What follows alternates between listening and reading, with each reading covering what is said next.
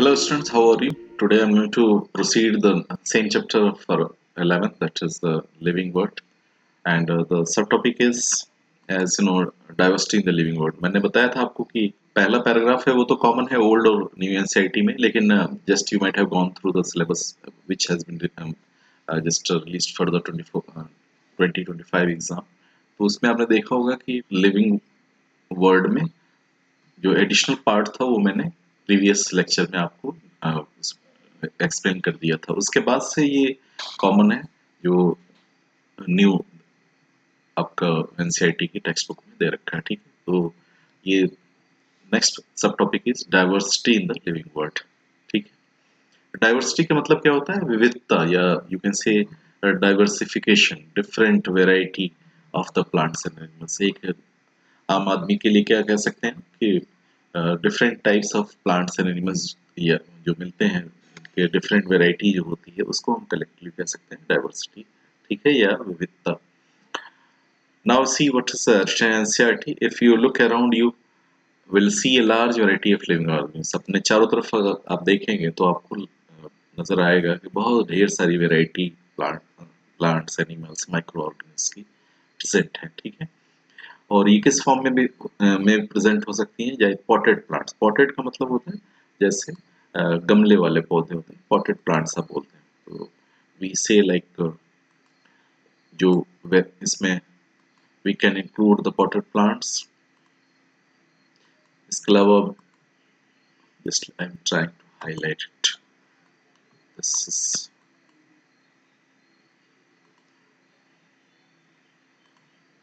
तो these are potted plants. Insects हो सकते हैं या बर्ड्स हो सकते हैं या योर पेट्स, जो आपके पालतू जानवर हैं, doggy, some people do the rearing of the cats, etc., and other animals and the plants. There are several organisms that you can't see with your naked eyes. ये इशारा किस तरफ है? मैं अक्सर कहता रहता हूँ कि एनसीईआरटी बुक जो है फिलोसफिकल मैनर में लिखी हुई है, तो इसका मतलब ये है कि वो ऑर्गेनिज्म जिनको हम अपने नेकेड आइज से नहीं देख सकते उन्हें हम कहते हैं माइक्रो ऑर्गेनिज्म, ठीक है। तो they all are around us, there is no doubt about that. If you were to increase the area that you make observation, तो इसका कहने का मतलब ये है कि अगर एक छोटे से इलाके में देखेंगे आप तो वैरायटी कम होगी, लेकिन एक बहुत बड़े इलाके में देखेंगे या एरिया में देखेंगे तो डाइवर्सिटी और ज़्यादा होगी, वैरायटी ऑफ स्पीशीज के मिलने के चांसेस और बढ़ जाता है, प्रोबेबिलिटी या पॉसिबिलिटी ज़्यादा हो जाती है, ठीक है। अब जैसे आप बाकी इलाकों में जाएंगे तो वैरायटी कम है, अमेजन फॉरेस्ट में जाएंगे ब्राज़ील में तो you will find out too much the diversity is there, ठीक है। इंडिया में भी जैसे आप जा रहे हैं, like you are visiting the states like Rajasthan और may be some the hot areas, obviously वहाँ पे प्लांट्स एनिमल्स की जो वैरायटी कम होगी। लेकिन suppose you are going to visit western Ghats, you are going to visit north east states or some other states in which you will find out the number of varieties more in comparison to rest of the part, ठीक है। थोड़ा उनका diversity ज्यादा होगी, ठीक है। Is it okay? After that if you were to visit a dense forest you would probably see a much greater number and kinds of living organisms। जो मैंने बताया आपको कि जैसे अमेज़न फॉरेस्ट में जाएंगे आप तो वहाँ पे वैरायटी ज़्यादा मिलेगी। Each different kind of plant animal and organism that you see represents a species. तो जो भी आप अलग तरीके के अलग अलग प्रकार के प्लांट्स या एनिमल या ऑर्गेनिज्म को देख रहे हैं तो वो क्या रिप्रेजेंट कर रहे हैं, what they are going to show, they all are showing different species. Species का definition as you know Mayr ने दिया था, उन्होंने कहा था दो इंपॉर्टेंट पॉइंट्स को इंक्लूड किया। Species is the smallest unit of classification, और दूसरा पॉइंट क्या है कि species in the members of species in breeding is allowed, ठीक है। तो दो इंपॉर्टेंट फीचर्स होते हैं। आगे हम फर्दर लाइंस में इसको डिस्कस करेंगे या थोड़ा और टैक्सोनॉमी वगैरह के बारे में, तो then we can discuss in detail. After that you will find out the number of species that are known and described। अब यहाँ पे फिर मैं कहता हूँ कि known and described का मतलब क्या है इस यहाँ पे। देखिए known का मतलब ये है कि जिनके बारे में वो प्लांट या एनिमल स्पीशीज जो डिस्कवर हो चुकी हैं, जिनके बारे में हमें पूरा मॉर्फोलॉजी भी जिनकी पता है, एनाटॉमी भी हमें पता है, and to which phylum they belong. कोई अगर एनिमल डिस्कवर हुआ है तो वो हम या फिर कोई प्लांट डिस्कवर हुआ है तो किस फैमिली को बिलोंग करता है, रिजेम्बलेंसेस उसके, सिमिलरिटीज क्या है उसके अदर मेंबर्स से, या उसके डिफरेंसेस क्या है other members of the same family या फाइलम। ये सारी चीज़ें वी जस्ट अंडरस्टैंड। तो अगर जो एस्टिमेटेड नंबर है वो काफ़ी कम लगता है, 1.7 to 1.8 million, million means 10 lakhs, ठीक है। तो अभी तक बिकॉज ये बुक्स जो एनसीईआरटी के लिखे गए हैं आपको पता है 2005-6 के आसपास लिखी गई थी, तो डेटा मेरे ख्याल में बहुत पुराना है और काफ़ी टाइम गुजर गया। तो around 20 years past when these books were written, तो कुछ मेरे ख्याल में चेंजेस होने चाहिए और latest data we should include. तो I think in the coming modified version NCERT would include the new data. तो फिर भी we are talking what is mentioned in our text book. तो इसमें 1.7 टू 1.8 का डिस्क्रिप्शन दिया हुआ है, ठीक है। तो इसका मतलब कि क्या आपको लगता है कि ओनली 1.7 या 1.8 मिलियन स्पीशीज हैं पूरी दुनिया में? नहीं, नंबर और ज़्यादा है, लेकिन जैसे ये ऑलरेडी एनसीईआरटी ने बड़े ऑनेस्टली क्लियर कर दिया है कि नोन एंड डिस्क्राइब्ड, मतलब जिनके बारे में हमें पूरी इंफॉर्मेशन है और रिकॉर्डेड स्पीशीज हैं उनके बारे में हमें सब कुछ पता है, वो ये नंबर है। बहुत से साइंटिस्ट का बिलीव है कि ये नंबर और ज़्यादा है, 5 to 10 times और ज़्यादा स्पीशीज हैं जिनके बारे में हम कुछ इंफॉर्मेशन नहीं है, या फिर उतनी रिसर्च नहीं हुई है। या डेंस फॉरेस्ट में मान लो कोई प्लांट है, तो who will dare to go inside the deep forest, because wild animals का भी डर है। फिर कभी कभी लैंग्वेज का इशू आता है, पीपल दोज लाइक प्लांट्स का लोकल नेम जानते हैं, शायद उनको नहीं पता। साइंटिस्ट जो टेक्सोनोमिस्ट होते हैं वो अ, उनकी लैंग्वेज, दैट्स वाई एक इथनोबॉटनी एक सब ब्रांच होती है बॉटनी में, जिसमें क्या करते हैं कि साइंटिस्ट फॉरेस्ट या जंगल के आसपास रहने वाले लोगों से जाके उनकी लैंग्वेज सीखते हैं, फिर उनके प्लांट जो प्लांट्स वहाँ पे ज़्यादातर मिल रहे हैं या जो अवेलेबल है उनके बारे में इंफॉर्मेशन कलेक्ट करते हैं, and they write in the English that that information should come to the all science community, या लोगों को पता चले, ठीक है। तो ये सब डिफरेंट मेथड्स साइंटिस्ट यूज करते हैं कि भाई हमें एग्जैक्ट पता लगे कि हाँ कितनी स्पेशीज हैं और हर प्लांट या एनिमल के बारे में इंफॉर्मेशन अवेलेबल हो, ठीक है। उसके बाद से the number of species that are known and described range between 1.7 to 1.8, ठीक है। ये नंबर भी पूछ सकते हैं कभी। Then you will see this refers to biodiversity.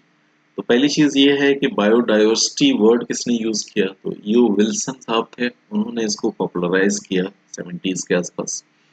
और बायोलॉजिकल डाइवर्सिटी का शॉर्ट फॉर्म होता है बायोडाइवर्सिटी, ठीक है।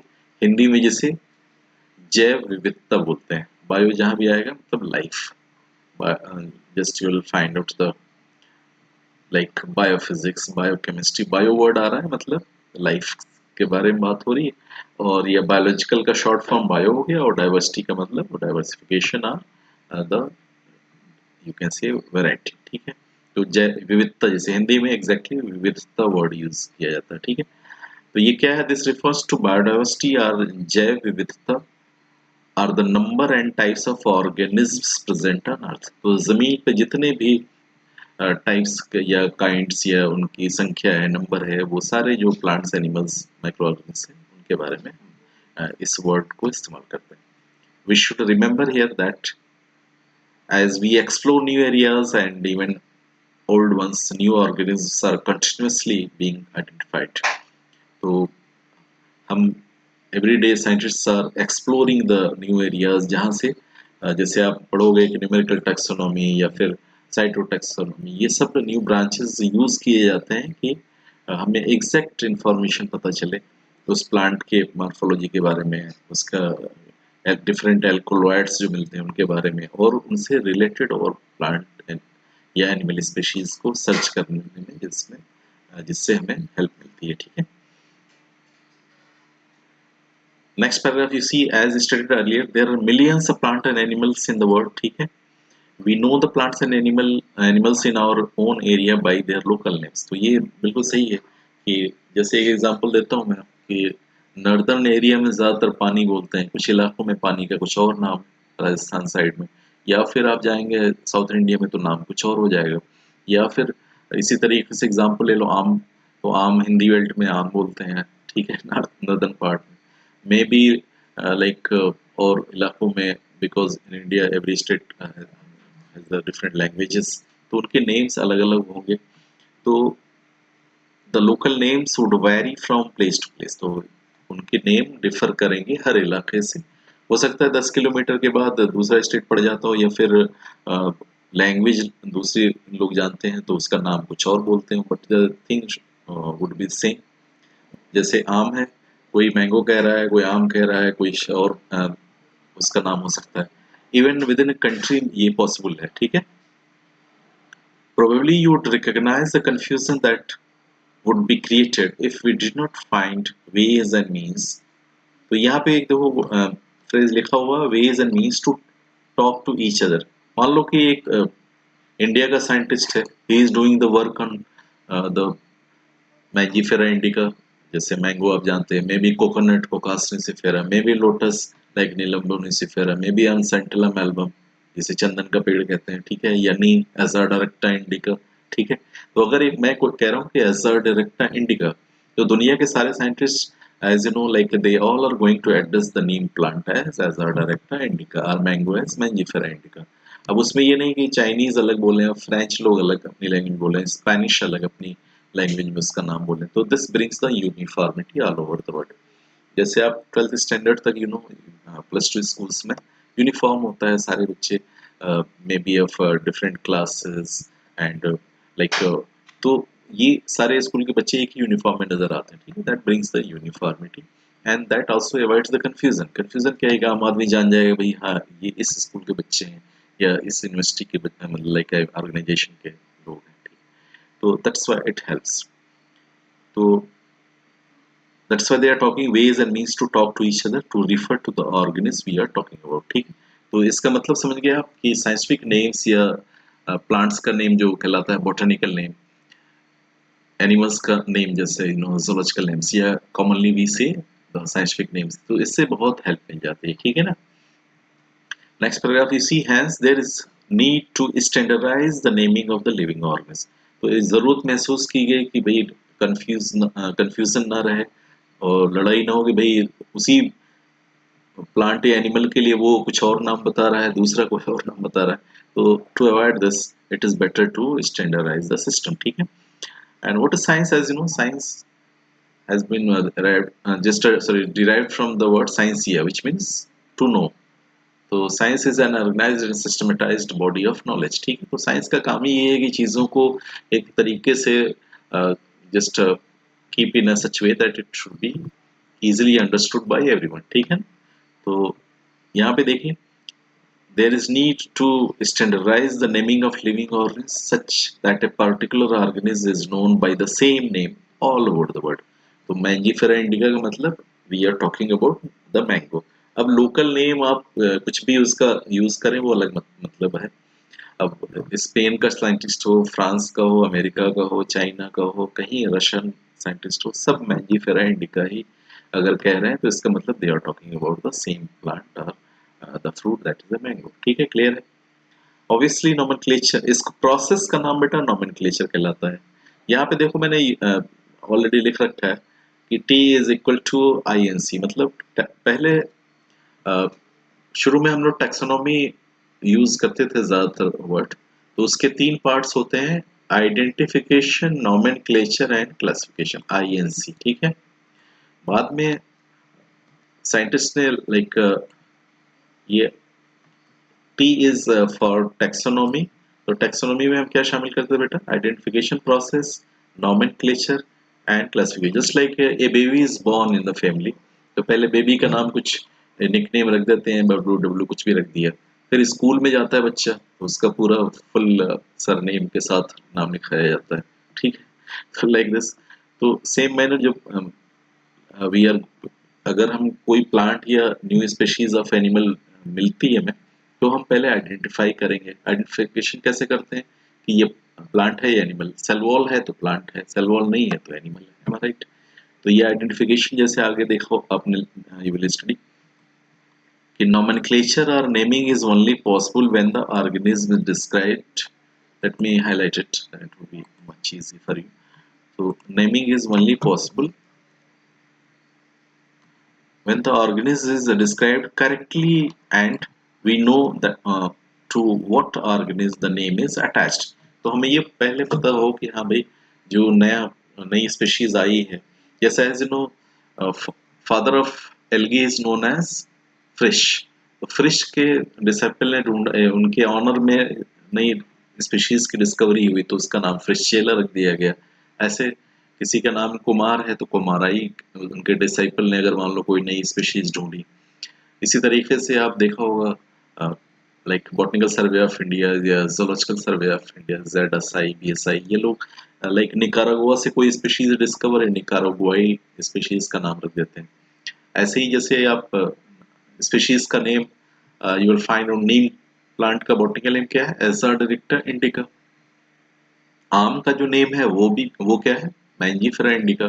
तो इंडिका जो स्पीशीज का नाम आ रहा है वो एक्चुअली शो करता है कि इंडिया में ज्यादातर नीम और मैंगो के ट्रीज मिलते हैं। जैसे बट कॉकरोच का नेम क्या है, पेरिप्लेनेटा अमेरिकाना। तो इसका मतलब ये थोड़ी कि अमेरिका में ही सिर्फ कॉकरोच मिलेंगे, अपने किचन में देख लो ढेर सारे मिल जाएंगे, ठीक है। तो यू विल फाइंड आउट, तो ये एक इनका सिस्टम है। तो ठीक है, we will discuss, just I explain in a light way that thing should be clear for you, understood. Next paragraph, please pay attention. In order to facilitate the study, numbers of scientists have established procedures.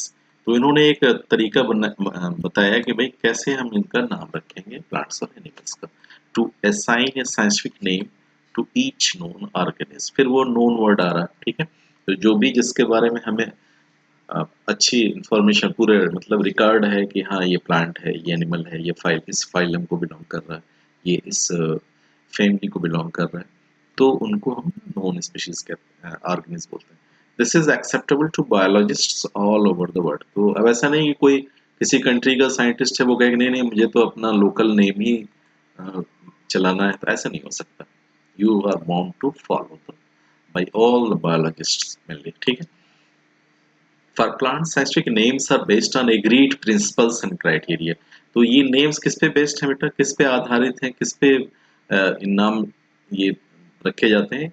Agreed principles मतलब कुछ सिद्धांत हैं, कुछ criteria हैं, criteria is plural of criterion, which are provided in the International Code of Botanical Nomenclature ICBN. ये full form भी पूछा है कई दफा। Which are provided, you may ask how are animals named। तो नेक्स्ट लाइन में जैसे मैं कहता हूँ एनसीईआरटी में सवाल ही पूछते हैं, फिर अगले सक्सेसिव लाइन से इसका आंसर भी होता है।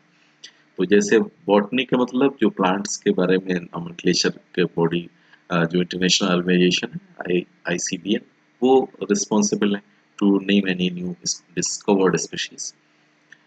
इसी तरीके से animal taxonomist have evolved international code of zoological nomenclature, that is the ICZ, ठीक है। तो दोनों शॉर्ट फॉर्म्स जो हैं ये पूछे जाते हैं। I think you might be familiar. The scientific names ensures that each organism have only one name, ठीक है। Description of any organism should enable, and यहाँ पे एक चीज और बता दो, इंटरेस्टिंग चीज शायद, I think you will be happy to know this about this, some of you might have read somewhere, कि हर ऑर्गेनिज्म का ओनली वन नेम रहेगा, ठीक है। मतलब एक दो पार्ट्स में नेम रहते हैं according to the Carolus Linnaeus. Carolus Linnaeus is considered as father of taxonomy as you know, और उसका खुद का नाम था कार्ल वॉन लिन। मतलब इसके नाम में तीन पार्ट्स थे। Let me write in the text, so I think this is interesting. Standard literature of biology you will find out his name was Carl von, ये स्पेनिश में इसको फॉन भी प्रोनाउंस करते हैं, तो कार्ल वॉन, राइट, वॉन या von Linné, ये इस लिनियस का ओरिजिनल नेम था, कॉर वॉन या फॉन लिन, ठीक। जैसे फॉक्स वैगन व्हीकल होता है उसकी स्पेलिंग वी से शुरू होती है, ठीक है। तो इसी तरीके से कॉर्ल वॉन और कॉर्ल फॉन लिन नाम था। अब इन साहब ने अपना नाम ही चेंज करके कैरोलस लीनियस कर लिया, ठीक है, जो ज्यादातर हम लोग जानते हैं कैरोलस लीनियस, ठीक है। तो ये इंटरेस्टिंग है कि इतना उसको he was very fond of the binomial system of nomenclature की अपना नाम भी बायोनॉमियल पैटर्न में कर दिया, जबकि उसके नाम में 3 पार्ट्स थे, कार्ल वॉन लिन, तो कार्लोस लीनियस कर दिया। ठीक, शायद you might have studied, some of you might be knowing this. Understood? Next, see, a description of any organism should be enable the people of any part of the world to arrive at the same name. हाँ, वही मैं कह रहा था कि पानी है, कोई कुछ बोल रहा है, उसका वाटर बोल रहा है, कोई पानी बोल रहा है, कुछ और स्टेट्स में अलग अलग नेम्स होते हैं, बट सेम रहना चाहिए। They also ensure that such a name has not been used for any other known organism. अब ऐसा नहीं कि आपने मैंजीफेरा इंडिका किसी और प्लांट का भी नाम रख दिया, ऑलरेडी इट इज डिस्कवर्ड। ठीक है, तो ये भी अवॉइड किया जाता है। Understood? Next paragraph you see, biologist follow universally accepted principles to provide scientific names to known organisms. तो ये क्या करते हैं, यूनिवर्सली जो पूरे सब जगह एक्सेप्टेड प्रिंसिपल्स हैं, सिद्धांत हैं, to provide scientific names to the known organism. Each name has 2 components, हर नेम में 2 पार्ट्स होंगे, आपको पता है जैसे। तो इनको इटैलिक्स में या तिरछा टाइप करें आप तो तिरछा टाइप करें, या अगर लिख रहे हैं आप तो उसको आप अंडरलाइन कर दें। एंड रिटन अगर लिख रहे हैं नेम तो आपको अंडरलाइन करना है। अंडरलाइन भी ऐसा ना हो कि जीनस और स्पीशीज एक ही लाइन आपने जल्दबाजी में खींच दी है, वो भी रॉन्ग हो जाएगा। It should be in 2 parts. ठीक है, तो one by one I am going to discuss. Each name has the 2 components. First is called a generic name and the second part is called as specific epithet. जिसके आमतौर पे हम species बोल देते हैं।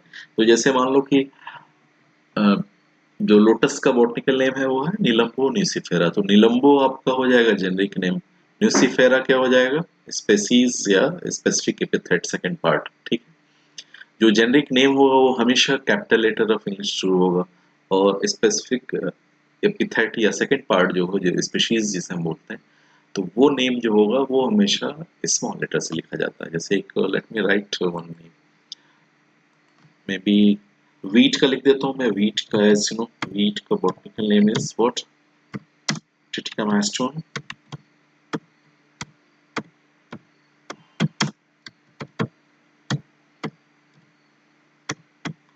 ठीक है, तो ये 2 पार्ट्स में नाम देखिए, इसमें कैपिटल टी से शुरू हो रहा है जीनस का नाम, और स्मॉल ए से शुरू हो रहा है एस्टियो स्पीशीज का नाम। ठीक है, राइट, ये स्पीशीज।